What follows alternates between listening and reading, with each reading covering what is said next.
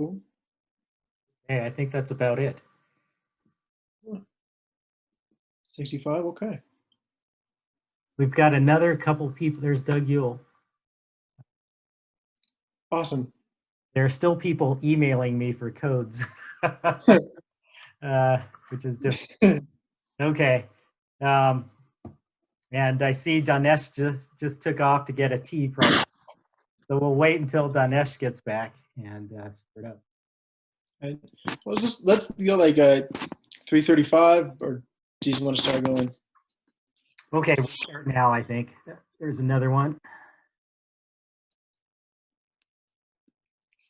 Okay, greetings, everybody. My name is Mike Ressel. I'm James Ingraffia's advisor, and I'm very glad you could make it. This is pretty amazing, actually, having Zoom defenses, because we end up getting 2 or 3 times more participants, which is always great to have more people. So I'm glad that you're here. I hope you're all doing well and your family and friends are doing well. I wanted to just give a short introduction about James, and then we'll move on to James's defense. James conducted his undergraduate studies at Cal State Northridge, and he graduated in 2015 with a BS in geology. It was at this point at CSN that he did a senior project on microtectonics, and he also had an epiphany that he would like to pursue something to do with renewable energy and geoscience.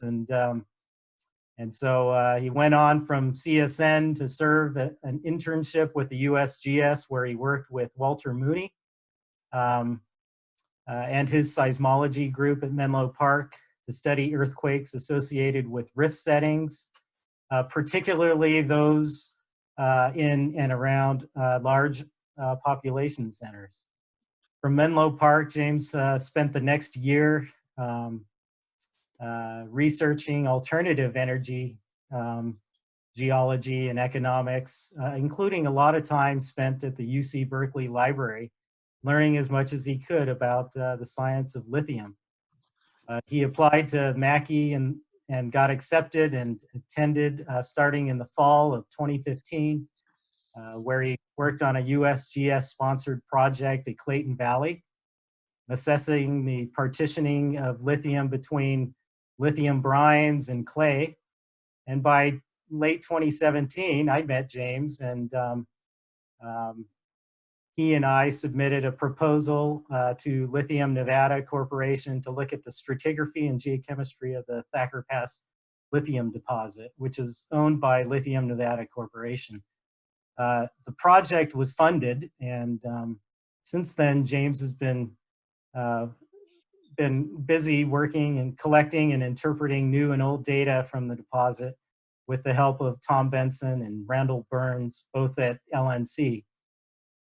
James also worked during the summer of 2018 for Lithium Nevada Corporation in their Orvada operation.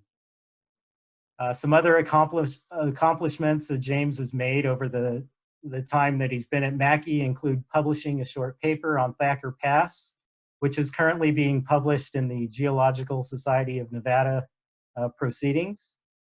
He completed a graduate minor in business administration. He served as the College of Science student rep for the Graduate Student Association, which included some committee work for research grants and also events. And he's been the vice chair of the inaugural Association of Engineering, and I don't know what it stands for, AEG student chapter, which he helped co-found. And I do have to say that James has a tremendous zeal for alternative energy, and particularly the economics and geoscience related to it, perhaps more than anyone I've known.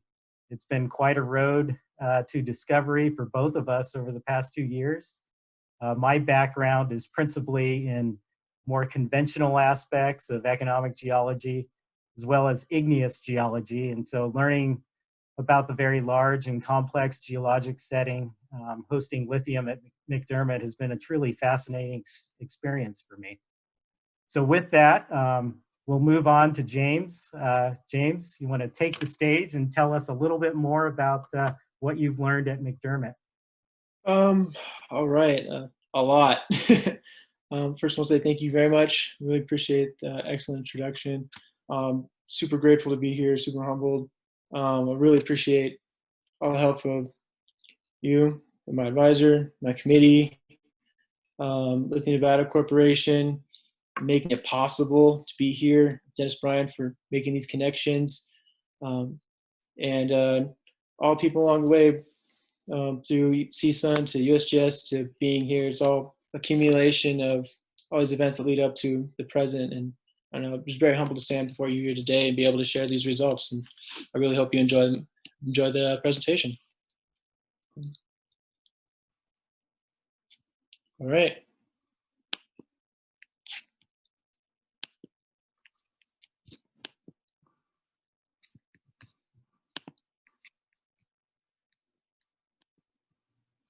All right, everybody. So if you look in the mosaic pane, where it has all the faces, you probably see me chatting right here.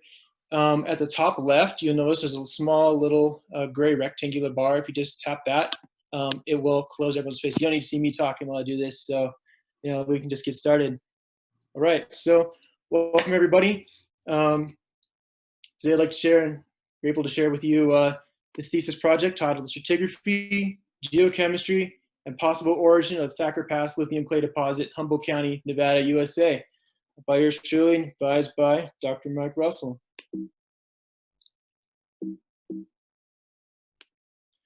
All right, so we'll just kind of zoom in so you can see where we're going. So on the right, you'll see Thacker Pass. But the presentation we're going to go through today is what is lithium, why it's important. We'll look at the geologic setting of lithium in the study, some of the previous work that's been done on lithium currents here, the methods used here, the results we found that are petrographic, microscopic, and geochemical in nature, a discussion of how the lithium mineralization occurred here, and a brief summary. And you can see in the background, this is in cross-polarized light. You can see this is a high-grade lithium illite vein with suspended pyrite.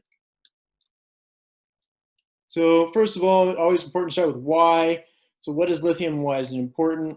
So lithium right here is the third element on the periodic table. That's the first metal to appear on the periodic table. And we're interested in it because it has an extremely high charge to weight ratio.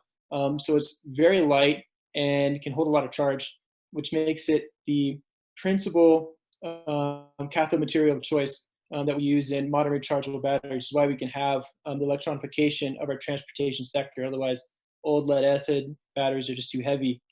And if I can direct your attention here to the right, this is a projection, and these projections seem to hold weight of lithium supply and demand over the next 10 years, or at least to 2025, and the relative pricing of lithium that follows the demand and supply. All right, so now I'd just like to take your attention to the McDermitt caldera. This is where lithium occurs here in Nevada, at least in the largest quantity and the subject of my study. McDermitt caldera is this big light bulb shaped structure right here, right at the Nevada-Oregon border, not too far west of the Idaho border as well. It's a mid-Miocene caldera collapse structure. It's approximately about 1,000 kilometers squared in circumference, and it's initiated by the first impingement of the Yellowstone hotspot through the North American plate, where this great animation or cartoon was developed by Coble Mahood in 2012 of the hotspot burning through the previously subducting Farallon plate beginning about 25 million years ago till it's reaching the surface at about 16.5 million years ago. And you can best conceptualize this massive structure, and just put it in context, it takes about an hour going 65 miles an hour to drive from here to here, as a giant crater lake in Oregon, like this present day, complete with a resurgent dome, which is this massive structure right here in the ancient caldera. So to put this in some tectonic context, I mentioned that McDermitt was the first impingement of the Yellowstone hotspot to the North American crust.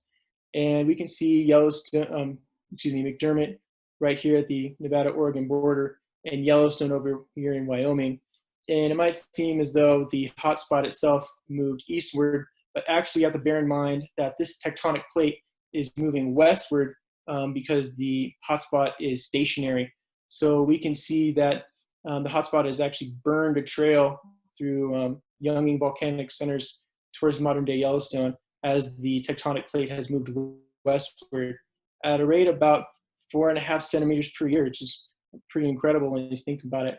But we're going to focus right here at McDermitt caldera, which I must note is on the west side of the strontium isopleth, which means that this province is largely a product of accumulated oceanic terrains.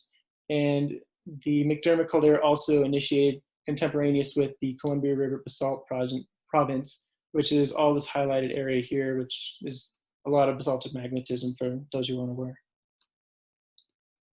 Now, some key geologic information to be aware of, and a constant theme through this whole study is that there is just so much information. So I'm going to do my best to distill it down to the most salient points so we can keep moving. So some of the information that is most relevant, first and foremost, is the McDermitt Tuff itself, which is this dark pink body right here on this map done by Chris Henry et al. Back in 2016. It's excellent work. Which erupted between 16.4 MA to 16.3, and then after the eruption and caldera collapse associated with the eruption of this McDermitt Tuff, we had some post-collapse resurgence between 16.3 to 16.1. Further work by Cash and Henry found that sedimentation within this basin ceased at about 15.7 million years ago. And we have the youngest age date of a potassium feldspar from the lithium ore zone right here at about 14.9 million years ago. So a couple things to note. It's all about the lithium, right? So lithium occurs in the ancient lacustrine sediments. Like Crater Lake, there was a lake here in McDermitt, and the lake muds or lacustrine sediments now contain the lithium, and there are these orange and yellow bodies you see here on this geologic map. Other pertinent information, at least you can read this bullet point right here, that the McDermitt Tuff thickness is twice as thick here in the south relative to the north. Also, lithium contents are twice as high in the south relative to the north. There is extensive mercury mineralization, like the Cordero and mercury mines. McDermitt mercury mines, where John McCormick just named multiple mercury minerals. It was the largest mercury producing in the United States for a very long time. There is an extensive ring fracture fault system around the interior circumference of the caldera, along which the mercury deposits are found. They're associated with hydrothermal activity, as well as uranium mineralization on the western edge of the caldera and the ring fracture system, also associated with hydrothermal activity, both of which around 16.3 million years ago. So we'll take a brief look at the history of the McDermitt lithium system, some of the study and the ownership of the lithium claims. Lithium was first discovered in McDermitt by Chevron back in 1975 while prospecting for uranium. And this time is important because back in the mid-70s, there was the oil crisis in the United States with OPEC. So this was one of the first pushes by the United States to find alternative renewable energy sources. And also, interestingly enough, around 1976 was the first advent of lithium-ion batteries, also spurred by this need for renewable energy that was being developed in laboratories. Now, here in McDermitt, so while Chevron was holding down the lithium deposits, the United States Geologic Survey spent considerable time, especially with efforts by Richard Glansman, McCarthy, McKee, and Maituba, did a lot of work a lot of early work and really foundational efforts to best characterize lithium occurrence as it appears here in this area. The claims changed hands quite a bit in the 90s. Cypress gold was in there too, but the next real steadfast point in history was Western Lithium, represented by Dennis Bryan, and acquired the lithium claims between 2007 to 2017. Did a lot of company-driven research, and most recently in 2017 to present, Lithium Americas has reacquired the lithium claims, and they're going into development. So one of the first questions is, okay, so what are we looking at and why are we looking at, and we want to talk about lithium. As the first question is, how did it get there? All right. So a few studies we've kind of looked at, probably Benson and others is extremely foundational in this respect, where they examined the McDermitt Tuff for pre-eruptive lithium contents of that melt via melt inclusion analysis of quartz grains. And they measured pretty considerable values of about 1,500 parts per million pre-eruptive lithium concentrations in the McDermitt melt. So then they also did a mass budget where even if about half the lithium upon eruption is lost to atmosphere and only 20% of the erupted lava is able to pond in the caldera, but then all of it's available for leaching, they actually came up with 1,000 cubic kilometers of ponded McDermitt Tuff was 2 billion megatons of lithium, which is no small number. And you can talk later about some of the attributes of the lithium enrichment. We're going to keep moving on. Some more recent work done by Catherine Henry in 2020. They decided to take a different approach, and they investigated the tuffaceous sediments in isolation as a source of lithium to see what could be that contribution of the tuffaceous sediments. So they sampled glassy tephra throughout the caldera, and from their calculations, they estimated a budget of between 22.5 megatons to about 40 megatons across the interior of the caldera. However, when they examined the known lithium occurrences in these areas, they found that this 8% of the caldera area accounted for either 43 or at least a quarter of their total budget, which they went back and reevaluated. They extrapolated the concentrations of lithium in these areas to account for the sediments throughout the rest of the caldera. And they found that they got a different estimate of 120 megatons of lithium. So in the end, they found that the tephra only just can't account for all the lithium enrichment in the sediments. So now we have a couple of mass balances to work with. We're going to focus in right here, the study area, Thacker Pass right here, which has about 1.7 megatons of lithium. And if we're talking about tephra is just airfall volcanic ash that finds its way into the sediments. All right, so study area, Thacker Pass. It's located in the southern section of the caldera, as we're seeing right here. You can kind of see this honeycomb. These are all the drill holes that were taken for exploration purposes. It's wholly owned by Lithium Americas Corporation, which owns the Nevada subsidiary, Lithium Nevada Corporation. It's got a net present value of $2.6 billion after tax, mentioned the reserves. And it's important to note that the lithium ore here, lithium occurs in ore in minerals in two different types. They're both clays, particularly smectite, which I believe is hectorite, low-grade clay, as you can see the formula, and an illite, which is still unnamed. So when going in, it's always important to build off the work of others. Interesting when going back and really trying to examine what's been done here, I find this kind of a large dichotomy of scope where there's either very broad brush chemo and lithostratigraphy, which is good and a good reference, such as company logging reports, public deposit technical reports like 43101s, and internal technical reports, as well as bulk rock XRD, which has been very helpful for doing some general characterizations. Also some general ore mineral assemblages, which is important. You can see an early cross-section from about 2014 and 43101 And you can see it's just, it's color-coded clay and some ash, but there's not very much resolution in order to do some really high detail work and to start making some, really trying to get what principles were there in this deposit formation. We really need to dig in deeper. But what's interesting, you can see the lithium concentration relative to depth.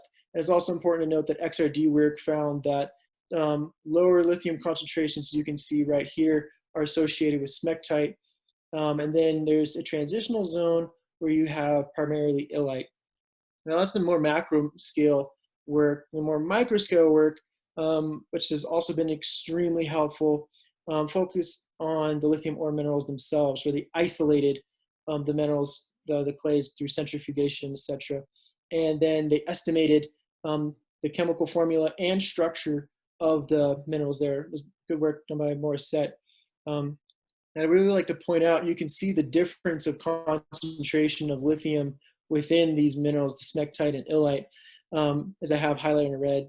There's almost 3 times or double, there's twice as much or 3 times as much lithium in these illite minerals relative to these smectites. So from there, we want to boil things down to the most basic principles we can and then reason up from there. So to do that, we can get some really good resolution on the rocks here, on the lithium clay minerals, and on the chemistry as they're to understand what sort of mechanisms might I put it there by geochemical means. So I decided to go straight for the good and went straight for the highest concentration lithium we could find on a west-east transect straight through the core of the deposit across 9 drill holes. And to compile enough evidence for the implications, what put it there. And you can see here is the deposit area, is the pit to be developed in a brief geologic map. And now, for all the geologists and non-geologists, some fundamental about geology is just going straight up to the rocks and documenting exactly what we see, observe and report, and do good science and make good observations. But what's really been a critical aspect of this study is there is no exposure. Let me say it one more time. There is no exposure of the lithium ore. So this entire study has been done through drill core alone, where we end up taking a cylinder about 3 inches in diameter in 2-foot runs for about 300 feet, and we examined them to understand what rocks we went through. And to do this, I logged core, and this is pretty fun. This is using a LIBS laser to get point estimates of lithium in the core, in the rock core. I logged about 2 miles of it for Lithium Americas. It's about 26 holes, about 300 feet each. Took some representative hand samples. Here's some vapor phase altered McDermitt Tuff beneath the sediments with secondary calcite crystallization. And then once this was over, it took core photos from all those 9 holes I was looking at that transect and lined up from surface to total depth, all the core photos, not only from legacy, from all the good work done by Western Lithium to all the recent work done by Lithium Nevada Corporation, lined them up like you see here, and then correlated like rock units across the depth, like so. Not only did we use hand samples and logging core, also did a couple methods of microscopy, including petrographic microscopy and scanning electron microscopy. So here's a little bit of jazz of this, so maybe you can mute it, but just for all y'all, you see exactly what we do. There's me. So just end up taking a slide and drop it in there. But while doing the microscopy, we went through and just documented many samples of high-grade lithium ore, taking photographs and videos for study later. So this is what it would look like looking at a tephra. We can start to see some paragenic relationships. Also spent about 85 hours on the scanning electron microscope, ICM for short, which is awesome because this is the setup at the UNR Mackey microbeam laboratory. But this is awesome because not only with the SEM can you take images at extremely high magnification, but it also enables us to take semi-quantitative point chemical measurements of minerals of interest. So here it is in this 2-inch by 1-inch area, looking at this fluorite grain. You can kind of see the purple coloration. We're examining that using the SEM and taking a measurement. And here's a sample of it. And it has about 49% fluorine to about 47.7% lithium and some oxygen and silicon. Finally, last methods, and I'm so fortunate to be a part of Lithium Nevada for this, and I'm so grateful for Randall and Tom for really coming through with this. He was able to take some of the high grade samples that were found here to Stanford to their sensitive high resolution ion microprobe with reverse geometry, or otherwise known as the shrimp RG or shrimp. Now I say it's right here only means to measure lithium other than wet chemistry. That's not entirely true. It is the least destructive method.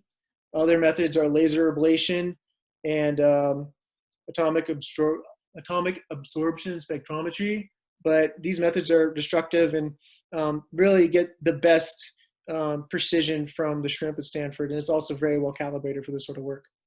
Finally, not only is Lithium Nevada so generous to let me work on the deposit, get access to the rocks, they also supplied me with their drill hole assay database and the logging reports.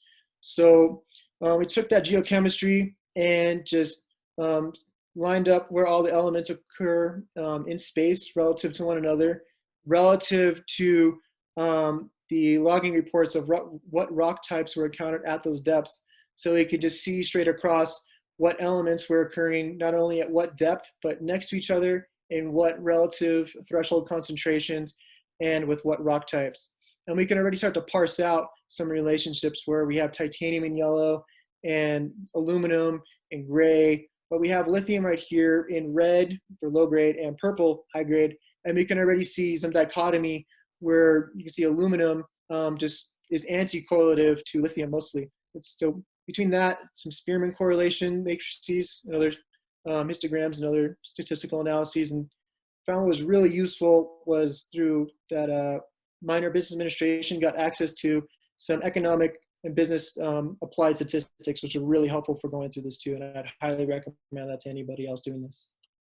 So probably the best result that came from this is this image here, which is a representative stratigraphic column of the deposit in high resolution at about the 1 foot to 1 at about the 0.1 foot scale of error plus or minus 2, 0.2 feet.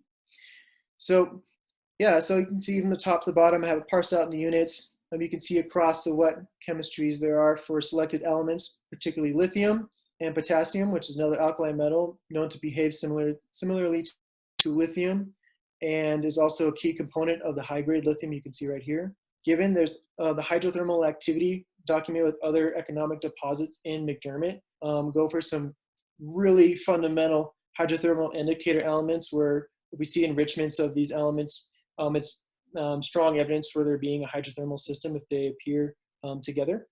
And then it's always important to take some reference points. So we chose some high field strength elements, particularly titanium and aluminum. Titanium because it is pretty much immobile in most geologic settings, even at high acidity fluids. And aluminum, not only because of its immobility, but also because of its anti-correlative nature to lithium, such that with concentrations of aluminum greater than 4 weight percent, with very high confidence, you can reasonably estimate that there will not be lithium of retrievable value.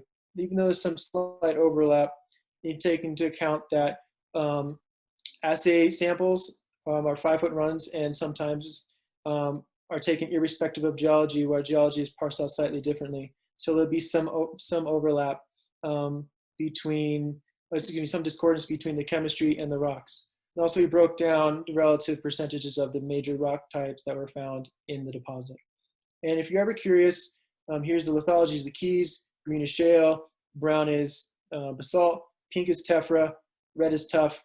And you can think of low grade, high grade, If it's one color, it's constant at a threshold concentration. Low grade, high grade for sulfur. Some lower concentrations, 100 parts per million to 300 parts per million, up to 1 to 300 parts per million, and 3 to 500 parts per million plus arsenic. Green is actually less titanium, and black is more at 0.1, and this is 0.2 thresholds, and this is the 4% threshold of aluminum, just so you can follow along. All right, so we're just going to go through this, and we'll go through this quickly so everyone can get on with their day. Unit 1 is somewhat unremarkable in terms of its lithium concentrations. There are anomalous amounts, between tens to hundreds of parts per million, a little bit of potassium, not much enrichment, hydrogen allocators. Very enriched in terms of the immobile elements, likely because of leucoxite from the disintegrating basalts. But the fact that there are 2 basalts that are highly rubbleized and very altered at the top of the deposit are significant. And I know it's important to separate observation from interpretation. But this might be why the shales underneath it hadn't been weathered, because they had this basalt cap up top that was weather resistant. So here we are on the left. You can follow along if ever you're wondering where we are as we go downhole. We're right here at the second part of the deposit at about 75 to about 130 feet. And this is the low-grade ore zone, and it's largely tephritic, but previous reports called a blue clay. However, upon very close inspection, it's actually strongly altered and cortez bentonized tephra that are continuous layers, and if along the trends you can find the protolith to these layers. And then the low-grade ore occurs in shales, and these shales appeared either just fissile chips that are again somewhat unremarkable, or in small claystone, small intervals of claystone like this, except that have small fractures that are oxidized with large calcite megacrysts on about 1 centimeter long running through them. Yeah, for this sample right here for low grade, I had to Gorilla Glue these chips together in order to get a composite thin section. That way, this sample is, you can see the sample grades right here. This is kind of cool. So now we get a chance to look at some of the low grade ore. Let's take a look. This is at a 5 times magnification and about 2,800 parts per million.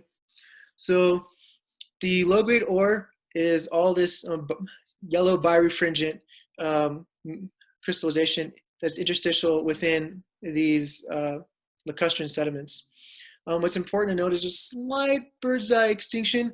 What we really would like to point out is this extreme optical continuity where we can see the entire field of view go extinct at parallel to core to bedding, and then luminesce at 45 degrees to core bedding, to shale bedding, excuse me.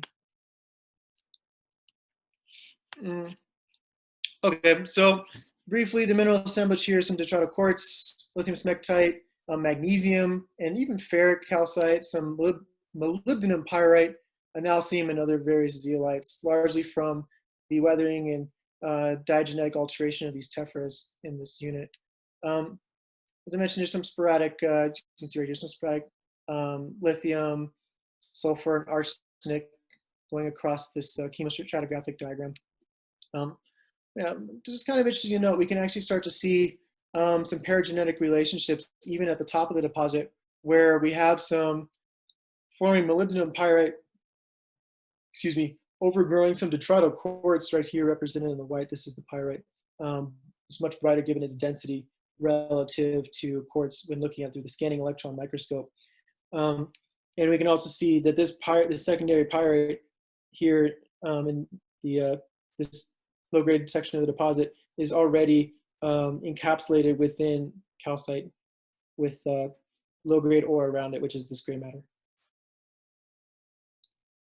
On to unit 3, here we are in the middle deposit from about 135 to about 225 feet down. This is largely shale. In fact, it's almost entirely shale with only one layer of tephra that's 8/10 of a foot thick across the entirety of the long section, which we'll get to. Right now, we're just examining this hole in excruciating detail.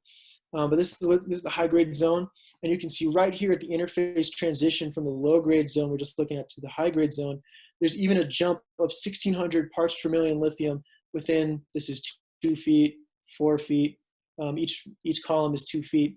So within a space of, 4 feet to 4 to 6 feet, the lithium concentration spikes by 1,600 parts per million in this gray bleach zone where fractures are running through and have largely altered and replaced the sediments that are there.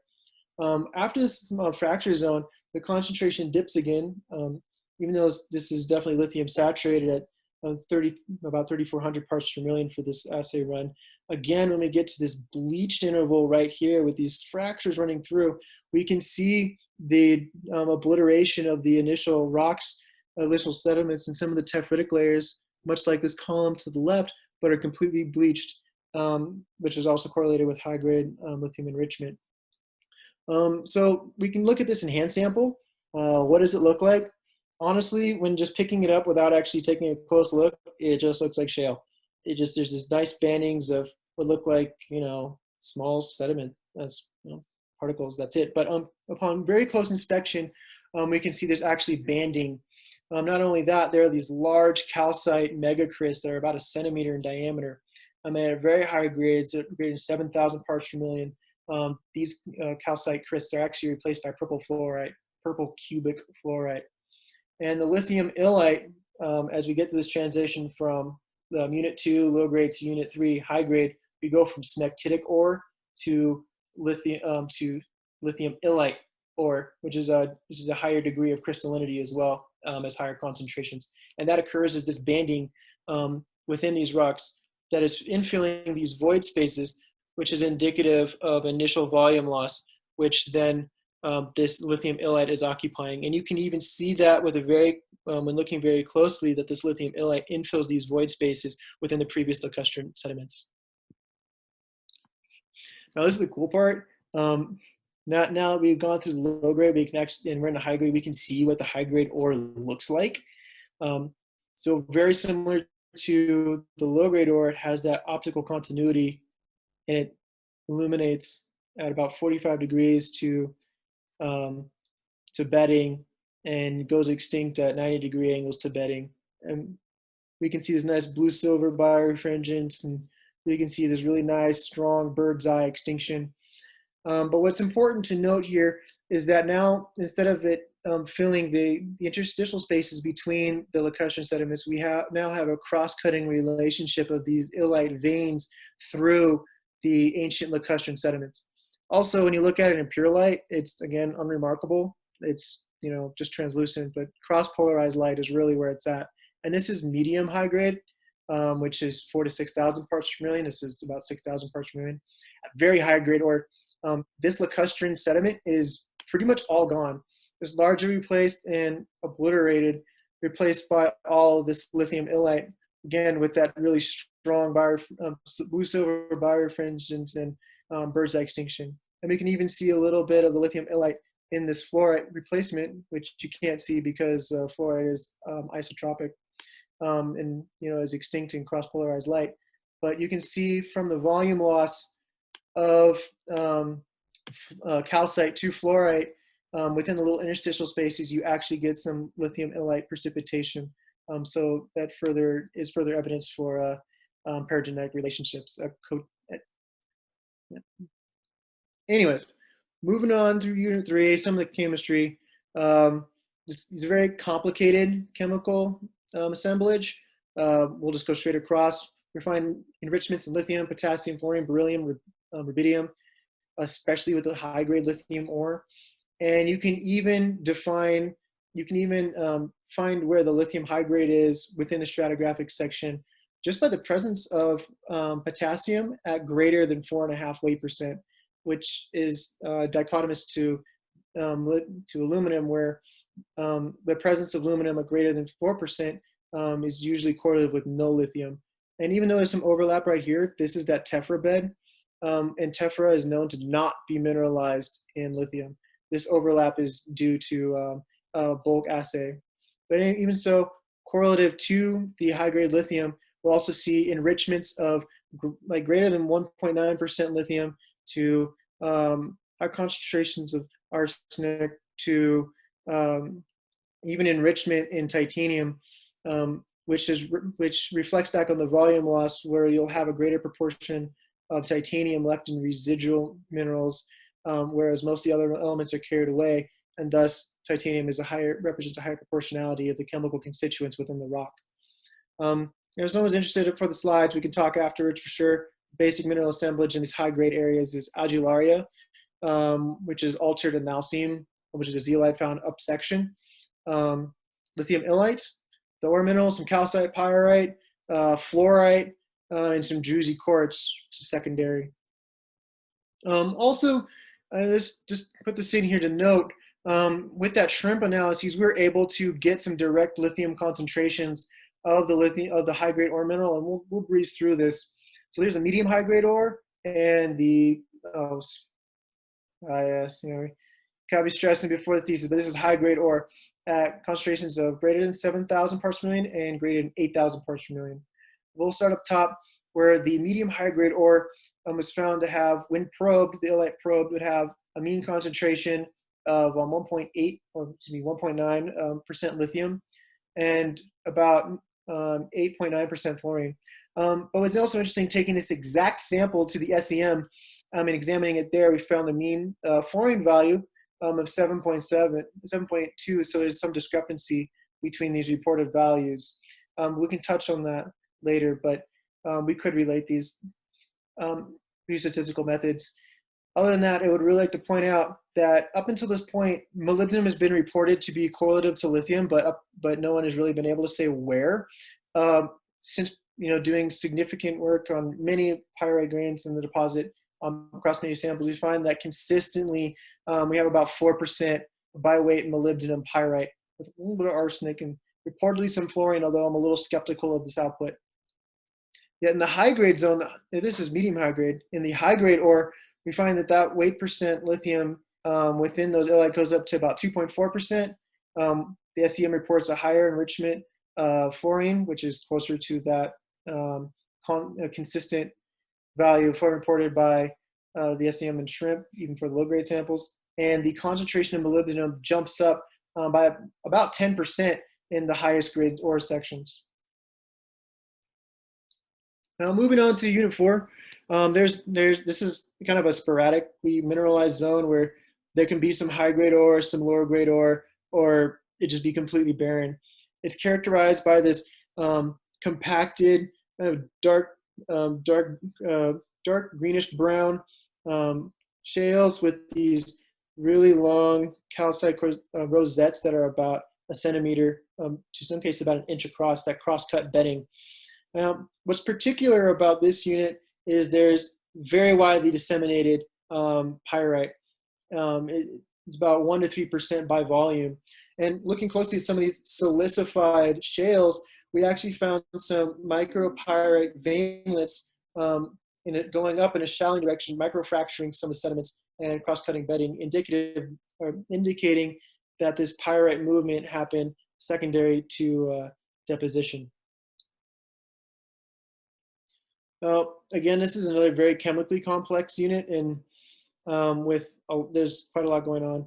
Again, so we have a spatial correlation with increasing and decreasing relationship in unison of lithium, potassium, depending on high-grade ore in that case, but especially between lithium and fluorine, beryllium, and rubidium.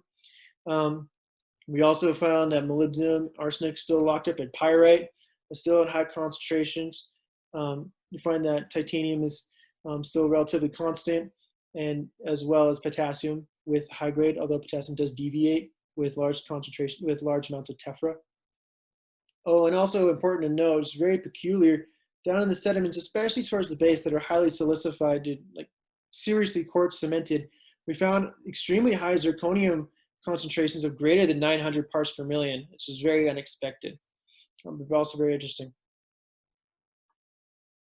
Now, so here we are at the very bottom of the deposit, and this is outside the deposit. This is not going to be mined.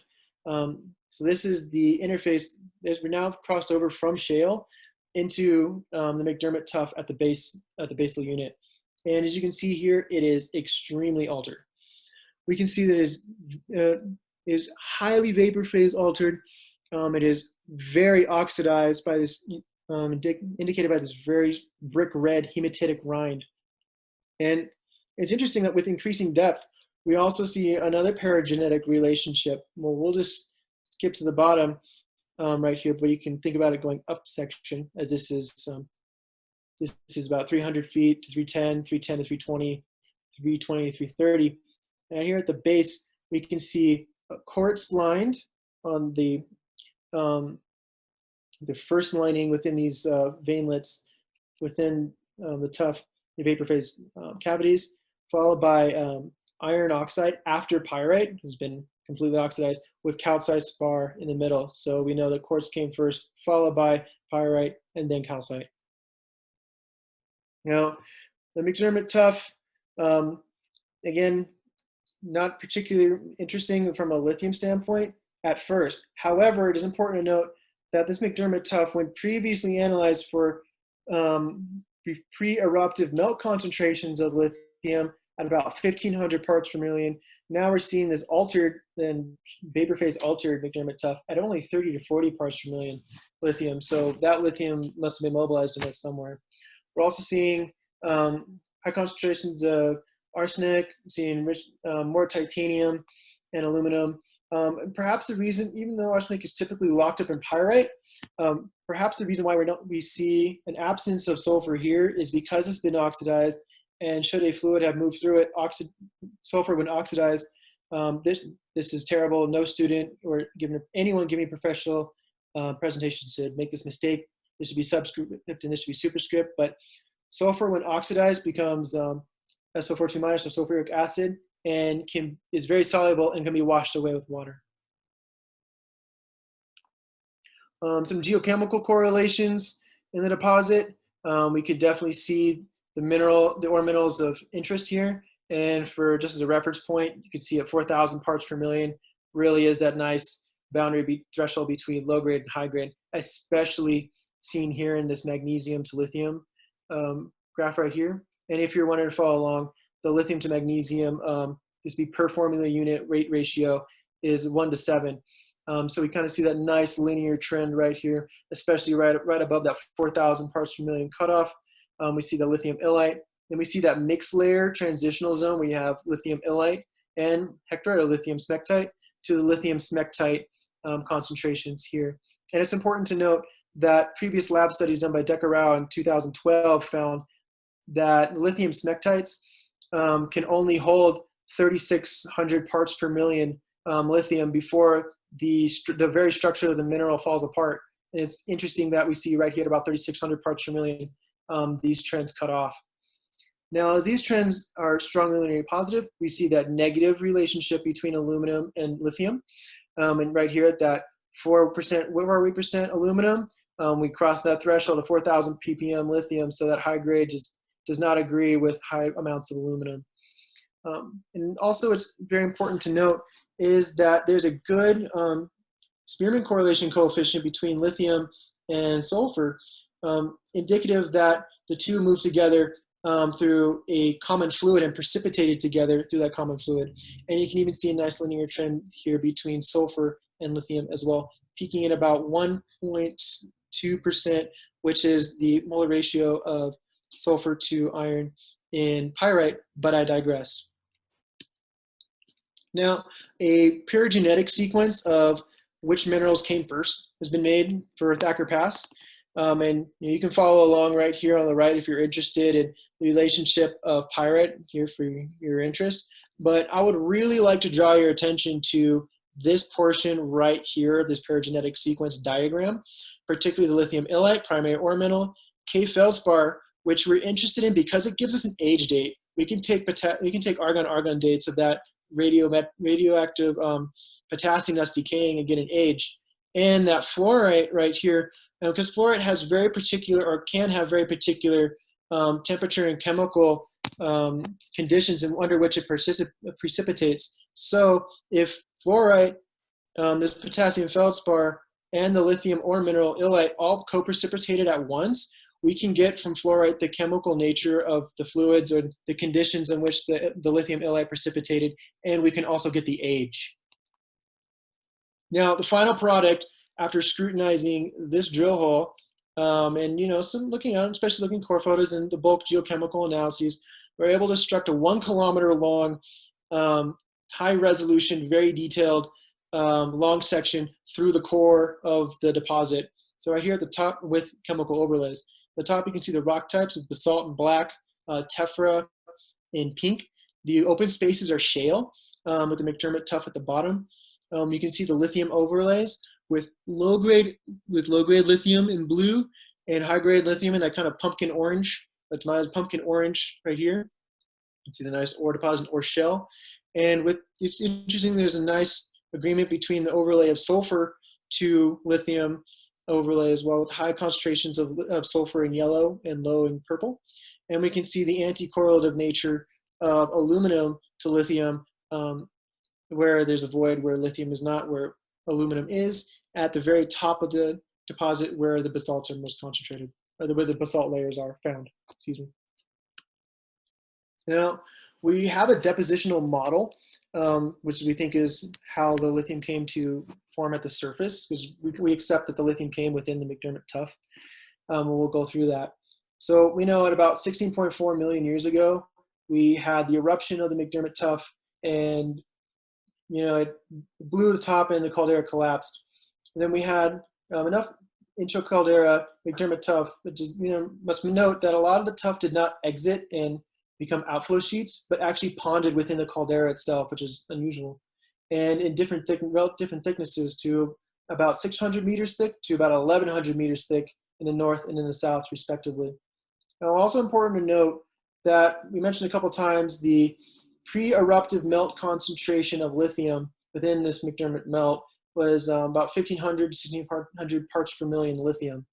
Now, we also have to bear in mind that lithium is can be a volatile element and is often lost to the vapor phase upon eruption, but in abundant amounts of lithium are likely preserved in glass, which is very common. There's a great study put out on the chemical compositions of subalcalic obsidians across the world. This is very thorough. I document this very thoroughly.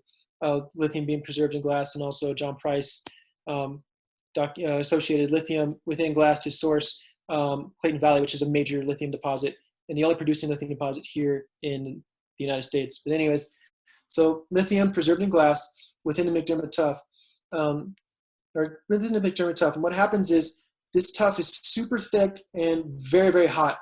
And under this heat and weight of itself, being about 1 kilometer thick, is extremely heavy. So what happens is that causes devitrification of the glass, releasing the lithium, as well as degassing, which releases the lithium, as well as cesium, rubidium, arsenic, molybdenum, all these other elements that we find with the lithium or mineralization.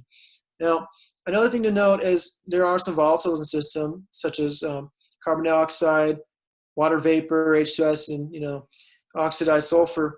Those will go off into the atmosphere. However, fluorine tends to react and fix itself in minerals faster. This is why we see the connection between fluorine and lithium, where it is not so much lost to the atmosphere. Now, also bear in mind, the caldera floor is a closed system by these great ring fracture fault systems, sealing lithium in so it doesn't flow out. And now, once this degassing from the McDermitt Tuff happens, it happens by fumaroles, by fumarolic degassing at the very surface, at the interface between atmosphere and the cooling McDermitt degassing and cooling McDermitt Tuff. And you get this nice thin concentrate of all the lithium, or maybe not all lithium, but a substantial amount of lithium that was this pre-eruptive concentration to that post concentration of 30-40 parts per million lithium within this thin sublimate layer, along with sulfur and these other elements of interest in unstable mineral complexes that could be diagenetically altered, remobilized by hydrothermal processes. The point is that the lithium is now on the surface. Stage 2, at about 16.4 to 16.2 MA, maybe with very early resurgence, we have the early Lake McDermitt, which is likely heated on the floor with some geothermal systems, much like the floor of Yellowstone Lake today. We still have some heat flow associated with, some latent magma within the caldera, and perhaps some early resurgence. And now these sublimate right here, this concentrated layer of lithium and sulfides, those other elements of interest, and now be remobilized within this lake system. And it can be low temperature at the top and perhaps heated at the bottom, or perhaps the bottom of Yellowstone Lake, we have venting muds at 160 degrees Celsius. This is all completely acceptable and not only witnessed, but not only theorized, but also witnessed within massive caldera complex systems. Now, finally, stage 3, we have resurgence. So between 16.3 to 16.1 million years ago, we have this resurgent magma and that doming, like we talked about in the beginning. If you think back at Wizard Island, Oregon, there's the Wizard Island, that's the little resurgent dome. This is the massive resurgent dome within the McDermitt caldera, and brought up by magma from beneath. And now this pressure also reactivates the caldera fault system, the ring fractures, and which likely mobilized a little bit more lithium. We also found that around 16.3 million years ago, we find mineralization along the mercury, the very enriched mercury deposits, and the Moonlight uranium mine. So with lithium there as well, so with much smaller amounts, but with lithium. So we'll likely have some remobilization of lithium that way. And we still have this lake here with the sublimate layers, and probably now the lithium is entrained within the sediments. So you could still even have diagenetic, low temperature diagenetic processes mobilizing, rearranging, and perhaps precipitating lithium ore minerals in this ephemeral lake setting that could even be in an arid atmosphere. Now, it's always important to tie this back to a modern analog. The very core principle of geology is uniformitarianism, right? Like the present is the key to the past. I think it's very important to find a natural analog. And Yellowstone Lake is an excellent analog for sure. Here's another one we found, which is the tall caldera in the Philippines, which is very similar to McDermitt, and we're interested in the volcanic processes happening here. I'd like to draw attention to this DEM. Oh, here it is in the Philippines. Here in this DEM and this scale bar, we can see that the diameter of the caldera is about 30 kilometers. It's huge. And not only is it 30 kilometers, it has its own caldera lake with its own resurgent dome that has its own resurgent dome caldera lake, which is pretty cool. And within that resurgent dome caldera lake, there's effervescing degassing happening right here, where there's CO2, oxidized sulfur, reduced sulfur, sulfuric gas, and water vapor emitting from the lake waters. And at the bottom of the lake is actually boiling. And you can get sulfuric subliments similar to volcanic massive sulfides and volcanic massive sulfides. But the black smokers we see at mid-oceanic ridges is the same action that's happening here. So here we are at the end, moving through right along. So find that lithium is like a pivotal mineral of the pivotal industrial mineral 21st century. Thacker Pass, McDermitt caldera is the largest lithium clay deposit in the world. High concentrations in lithium were found in pre-eruptive McDermitt melt. Next studies found there's not enough lithium in the sediments to account for the overall lithium budget. McDermitt Tuff is a very logical source of lithium as product degassing and devitrification. Also, it simply has enough to account for lithium, all the lithium within the caldera. Deposit alteration minerals are iron sulfides, calcite, fluorite, K-spar, lithium illite, smectite, and analcime. We find that most studies previously looked at lithium in isolation in economic studies, where here in this study we actually found it attributed to several other elemental elements that move in the same system, which simultaneously enrich the system in different proportions. And finally, the lithium mineralization result, likely a result of remobilization from a combination of hydrothermal and diagenetic processes. So I just want to thank you all very much for going through this journey with me. Really appreciate it, and I hope to take some, and I'll be happy to take any questions, and thank you very much.